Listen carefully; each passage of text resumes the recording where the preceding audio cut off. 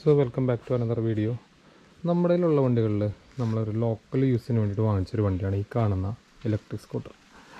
ഇത് നോർമലി നമ്മളിവിടെ നാട്ടിലൊക്കെ കാണുന്ന ലൈസൻസ് ഇല്ലാതെ നമുക്ക് ഓടിക്കാൻ പറ്റുന്ന ഒരു വണ്ടിയാണത്. സെൻസി എന്നാണ് ഈ ബ്രാൻഡിൻ്റെ പേര്. നോർമലി ഈ വണ്ടികളെല്ലാം ചൈനീസാണ്.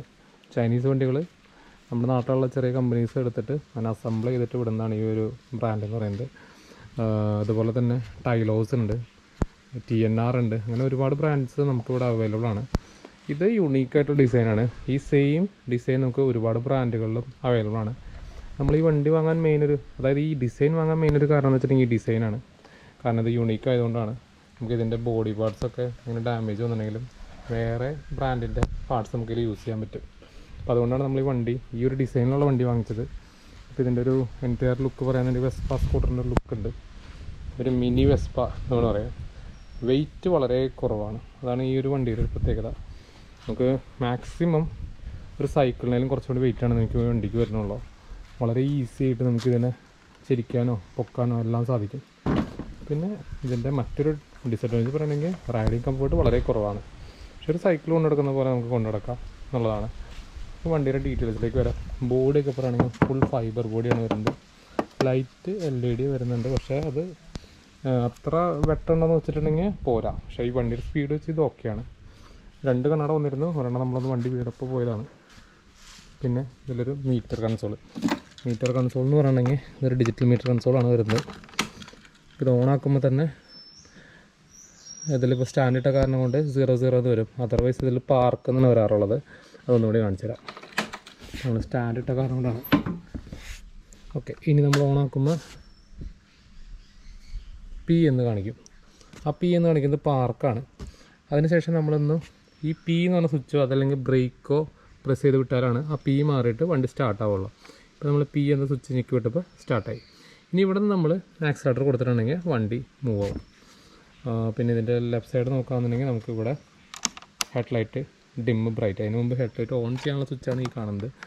ഇത് പാർക്ക് എന്ന ഇൻഡിക്കേറ്റർ സ്വിച്ചിൻ്റെ കൂടെ പാർക്കുണ്ട്.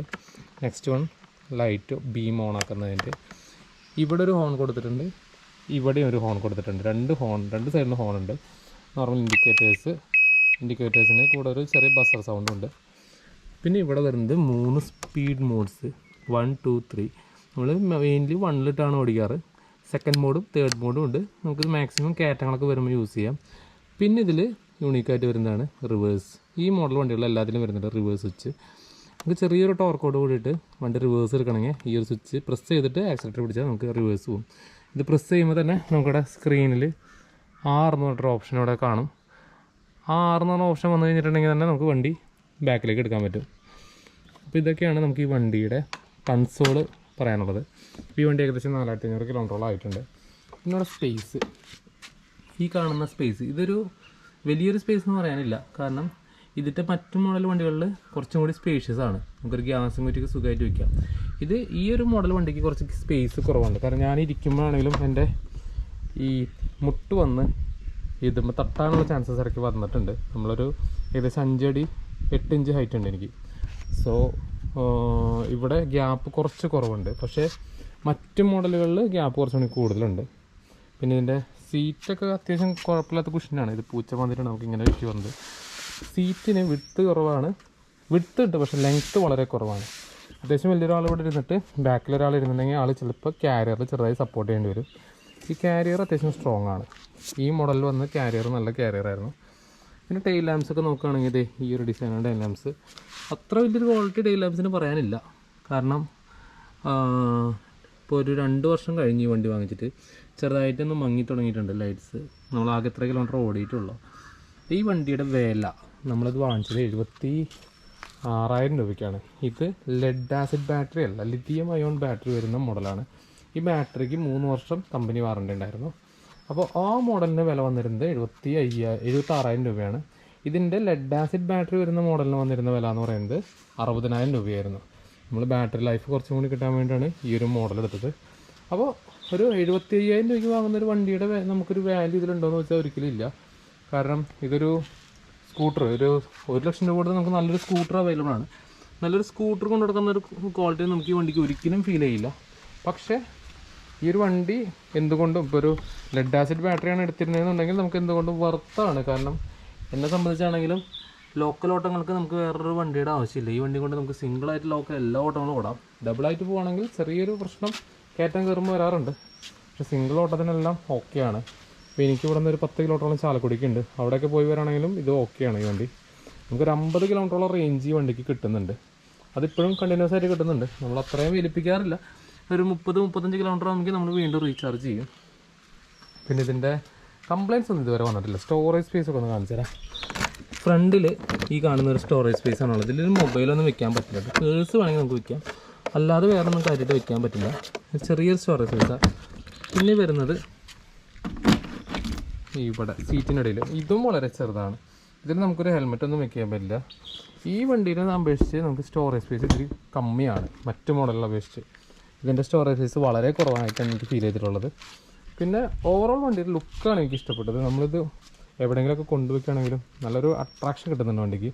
ഫ്രണ്ടിൽ ഡിസ്ക് ബ്രേക്ക് കൊടുത്തിട്ടുണ്ട്. പക്ഷേ ഒരു ഡിസ്ക് ബ്രേക്കിൻ്റേതായിട്ടുള്ളൊരു പവർ നമുക്ക് ഫീൽ ചെയ്തിട്ടില്ല. ബാക്കിൽ വരുന്നത് സാധാ നോർമൽ ബ്രേക്കാണ്. അതിൻ്റെ കൂടെ തന്നെ അപ്പ് മോട്ടറും വരുന്നുണ്ട്. പിന്നെ ഈ വണ്ടി വാങ്ങി യൂസ് ചെയ്യുന്നവരോട് പറയാനുള്ളത്, വണ്ടി സർവീസ് ചെയ്യാനായിട്ട് സജസ്റ്റബിൾ അല്ല. That means water service pressure wash കൊണ്ട് ചെയ്യരുതെന്നാണ് പറയാറ്. അപ്പോൾ നമ്മൾ വണ്ടി എപ്പോഴും ഒരു വലിയ അലമ്പില്ലാണ്ട് മെയിൻറ്റെയിൻ ചെയ്ത് തന്നെ നമുക്ക് കൊണ്ടുനടക്കാനായിട്ട് പറ്റുന്നൊരു വണ്ടിയാണ്. പക്ഷേ മേജറായിട്ടുള്ള ഇതുകളൊന്നുമില്ല. വണ്ടി ഒരു പവറുള്ളൊരു വണ്ടിയല്ല, നോർമലി കൊണ്ടു നടക്കാം എന്ന് മാത്രമേ ഉള്ളൂ. അപ്പോൾ ഇത് നമുക്ക് ചിലവർക്ക് സെക്കൻഡ് ഹാൻഡ് കിട്ടാനുണ്ടെങ്കിൽ ചെറിയ വിലയ്ക്ക് വണ്ടികൾ വാങ്ങിച്ചിട്ട് ബാറ്ററിക്കൊക്കെ ചെറിയ കംപ്ലൈൻറ്റ് ഉണ്ടെങ്കിൽ അതൊക്കെ മാറ്റി ഒന്ന് റെഡിയാക്കി കൊണ്ടു നടക്കണമെങ്കിൽ ഓക്കെ ആയിരിക്കും. കാരണം ഇതിൻ്റെ ലെഡ് ആസിഡ് ബാറ്ററി റീപ്ലേസ് ചെയ്യണമെങ്കിൽ ഏകദേശം 15,000 രൂപയോളം വരുന്നുണ്ട്. ലിഥിയം അയോൺ ബാറ്ററി റീപ്ലേസ് ചെയ്യാൻ ഏകദേശം 27,000 രൂപയോളം വരുന്നുണ്ട്. അപ്പോൾ നമ്മൾ ഇങ്ങനത്തെ ഒരു വണ്ടി എടുക്കുമ്പോൾ ആ കോസ്റ്റും കൂടിയും കാൽക്കുലേറ്റ് ചെയ്തിട്ട് വേണം എടുക്കാൻ. ചിലവരുടെ ലെഡ് ആസിഡ് ബാറ്ററി 5 വർഷത്തിന് മേലെ ഓടുന്നവരുണ്ട്. ലിഥിയം അയോൺ ആണെങ്കിലും കുറേ ഓടുന്നവരുണ്ട്. അപ്പോൾ അങ്ങനെയുള്ളവർക്കൊക്കെ ഈ വണ്ടി കുറച്ച് ലാഭമായിട്ട് തോന്നാം. ഓവറോൾ പറയുകയാണെങ്കിൽ നമുക്ക് വേറെ കോസ്റ്റുകളൊന്നുമില്ല. ഒരു യൂണിറ്റ് 1.5 യൂണിറ്റ് ചാർജ് കൊണ്ട് നമുക്ക് ഏകദേശം 50 കിലോമീറ്റർ ഓടാൻ പറ്റുന്നുള്ളത് തന്നെ വലിയ കാര്യം തന്നെയാണ്. വീട്ടിലെ കറണ്ട് ബില്ലാണെങ്കിൽ വലിയ കാര്യമായിട്ടൊന്നും കൂടുന്നില്ല. ടയറുകളൊക്കെ ആണെങ്കിൽ അത്യാവശ്യം ലൈഫുണ്ട്. ചെറിയ ടയറാണ്, ലൈഫൊക്കെ ഉണ്ട്. അപ്പോൾ ഇങ്ങനത്തെ വണ്ടി നിങ്ങൾ ആർക്കെങ്കിലും എടുക്കാനായിട്ട് ഉദ്ദേശിക്കുന്നുണ്ടെന്നുണ്ടെങ്കിൽ ഈ വണ്ടിയാണെങ്കിലും അല്ലെങ്കിൽ ഇതുപോലത്തെ മോഡലുകളുള്ള വണ്ടികൾ, അത് ഒരേ മോഡലിൽ ഒരേ ഷേപ്പിൽ കുറേ ബ്രാൻഡുകൾ ഇറങ്ങിയിട്ടുണ്ടെങ്കിൽ നിങ്ങൾക്കത് സജസ്റ്റ് ചെയ്യാം. കാരണം ബോഡി പാർട്സ് ഒന്നും കിട്ടാൻ അത്ര വലിയ ബുദ്ധിമുട്ടുണ്ടാവില്ല. അധികം ഇറങ്ങാത്ത മോഡലാകുമ്പോൾ നമുക്കതിൻ്റെ ബോഡി പാർട്സ്, ഇപ്പോൾ വണ്ടി വീടെന്തെങ്കിലും ചെയ്തിട്ടുണ്ടെങ്കിൽ ബോഡി പാർട്സ് പാനലൊക്കെ പൊട്ടിപ്പോയാൽ രണ്ടാമത് കിട്ടാൻ ചെറിയൊരു ബുദ്ധിമുട്ട് വരും. അപ്പോൾ മാക്സിമം നിങ്ങൾ വണ്ടികൾ സജസ്റ്റ് ചെയ്യുമ്പോൾ ഈ ഇതുപോലുള്ള ഒരുപാട് ഇറങ്ങിയ വണ്ടികൾ സജസ്റ്റ് ചെയ്യാനും ശ്രമിക്കുക. എല്ലാം ഒരേ ബ്രാൻഡാണ്, ചൈനീസ് വരുന്നതാണ്, പക്ഷേ വേറെ വേറെ ബ്രാൻഡുകളിലൂടെ ഇറക്കുന്നതെന്നുള്ളൂ. അപ്പോൾ നിങ്ങളുടെ ആരെങ്കിലും ഫ്രണ്ട്സൊക്കെ ഈ വണ്ടികൾ, ഇങ്ങനത്തെ ഇലക്ട്രിക് വണ്ടികൾ വാങ്ങാനായിട്ട് ഉദ്ദേശിക്കുന്ന ഈ വീഡിയോ അവർക്കൊന്ന് ഷെയർ ചെയ്യാനും മറക്കല്ലേ. ഇതുപോലെ വീഡിയോസായി വീണ്ടും വരാം. Thank you for watching this video. Bye bye.